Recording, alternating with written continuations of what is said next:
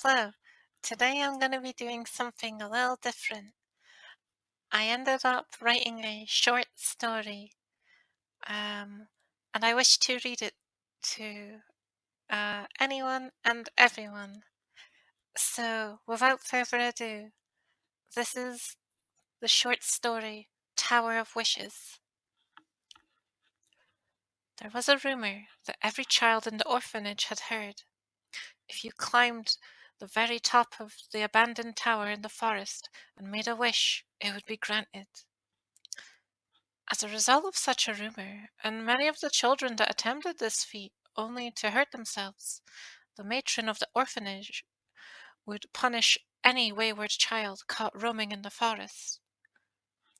This stopped most from doing so, but not all. During a pleasant summer's day, two girls named Cassie and Rachel excitedly discussed the rumored tower between themselves. They both wanted to make a wish and were hatching a plan to sneak off to do so. Overhearing parts of the conversation, Sydney, one of the eldest children of the orphanage, paused her sweeping and approached the duo. You two should know that the tower in the forest is forbidden to go to.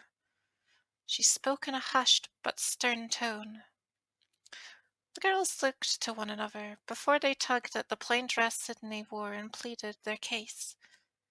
You come with us, big sis. Yeah, if you're there, we won't be in any danger. They both looked up, giving their best attempt to win over Sydney with their begging expressions. Fine, fine. After dinner, I'll take you two to the tower, but if you get hurt, don't say I didn't warn you. Excuse me a moment. The elder girl would relent, and the two others would both hug Sydney before dispersing to play games and enjoy a break from their schooling time.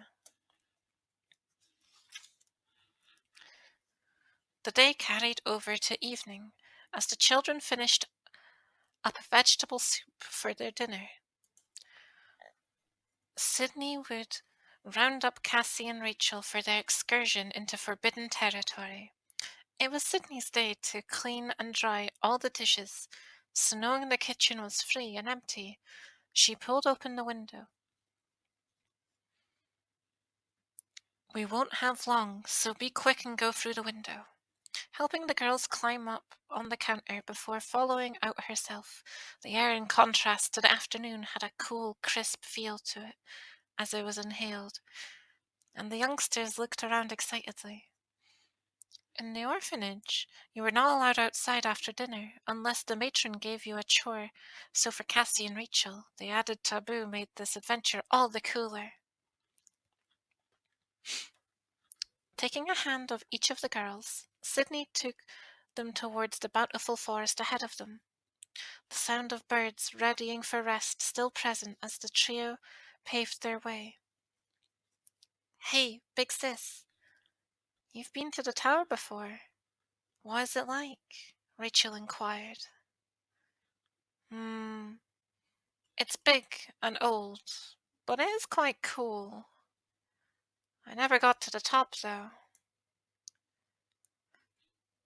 Do you have a wish to make too, big sis? Cassie excitedly asks.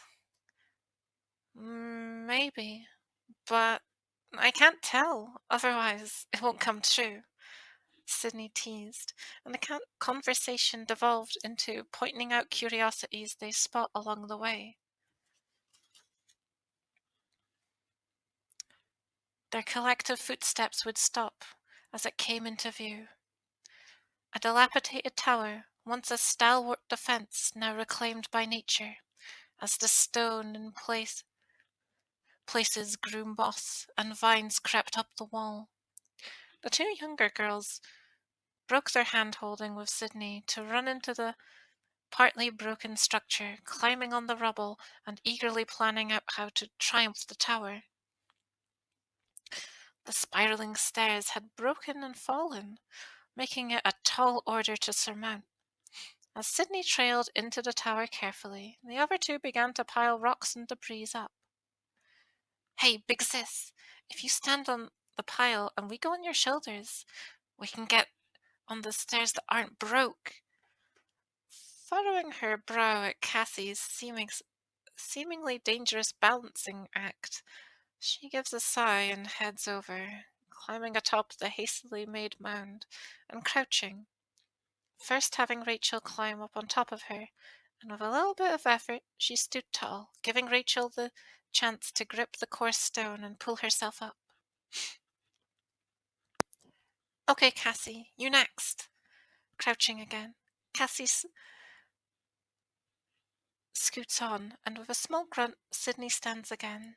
As Rachel grabs at Cassie's arm to help pull her up, Sydney loses her footing on the unstable mound, bruising herself and having a couple of rips on her dress. Thankfully, despite this, Cassie got up safely.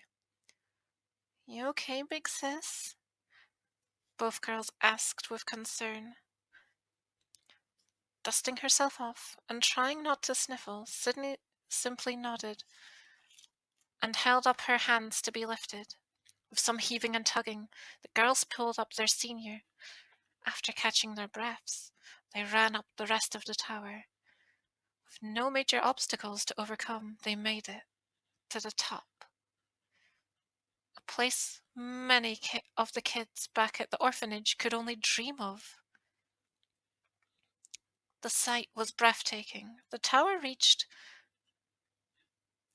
above the treetops, allowing the girls to view the golden skies and falling sun, almost forgetting what they had originally came here for.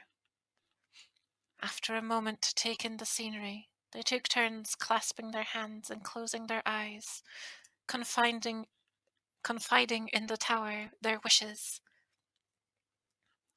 Sydney looked to usher them both back down, but with some pleading, they convinced their senior to let them stay a little longer. Sydney then pulled a handful of hard fruit sweets from her dress pocket and shared them out as they enjoyed their time until it grew dark. Heading back to the orphanage was a little harder due to the lack of sunlight, but once they got to the edge, they could see a distant lantern, the matron's lantern. The three of them felt a creeping dread, but there was little to be done about it now. Squeezing Rachel's and Cassie's hand with her own, Sydney continued to walk on. Once in view, the matron walked towards the three. Her lantern-lit face looked more ferocious than any beast could muster in that forest. I take it you had a fun stroll, young ladies? Her piercing gaze moved from left to right as they shrunk away and looked to the floor. Because from today until the end of the week, that is all you will get of the outdoors. A mix of groans and whines of protest erupted from the three. Now inside, it's bedtime.